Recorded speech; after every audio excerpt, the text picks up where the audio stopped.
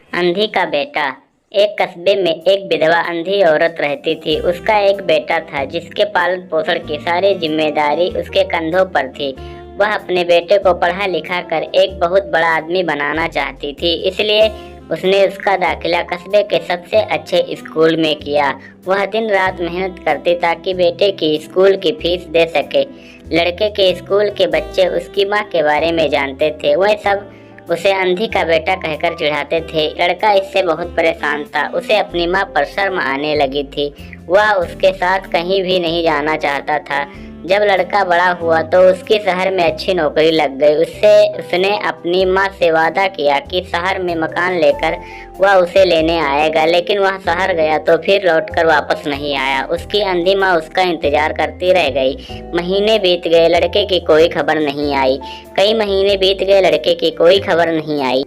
एक दिन उससे रहा नहीं गया और वह बेटे से मिलने शहर पहुंच गई। पूछते पूछते वह बेटे के ऑफिस पहुंची, जहां सिक्योरिटी गार्ड ने उसे रोक दिया। अंधी औरत ने गार्ड को अपने बेटे का नाम बताया और बोली कि उससे जाकर कह दो कि गांव से कोई मिलने आया है। गार्ड ने जाकर उसके बेटे को बताया। बेटे ने ऑफिस की खिड़की से देखा तो उसे अपनी माँ गेट के बाहर खड़ी नजर आई। वह ऑफिस में सबके सामने अपनी माँ की वजह से शर्मिंदा नहीं होना चाहता था। उसने कहला दिया कि वह ऑफिस में नहीं है। अंधी औरत वहां से चली गई।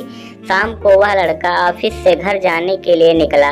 रास्ते में एक जगह काफी भीड़ जमा थी। वह अपनी गाड़ी रोककर भीड़ के पास पहुंचा और तो सब बीच सड़क में अपनी माँ को मरा पाया। उसके हाथ में एक चिट्ठी थी जिसमें लिखा था, बेटा बड़े दिन हो गए थे, तेरी कोई खबर नहीं मिली। चिंता हो रही थी, इसलिए तुझसे मिलने चली आई।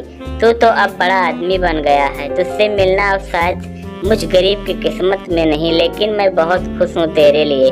तूने अपना ही नहीं मेरा सपना भी पूरा किया।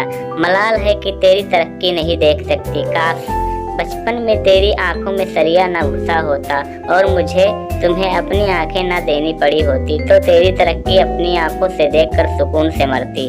तेरी अंधी माँ। ये पढ़कर लड़का फूट फूट कर रोने लगा। जिस अंधी माँ पर उसे शर्म आती थी, उसने उसके लिए कितना बड़ा बलिदान किया था। वह आत्मग्लानि से भर उठा और जिंदगी भर खुद को माफ नहीं कर पाया। शिक्षा। दोस्तों, माता पिता अपने बच्चों के लिए अपना सर्वस्व निछावर कर देते हैं। उनका हमेशा सम्मान करना चाहिए। Thanks for watching the video.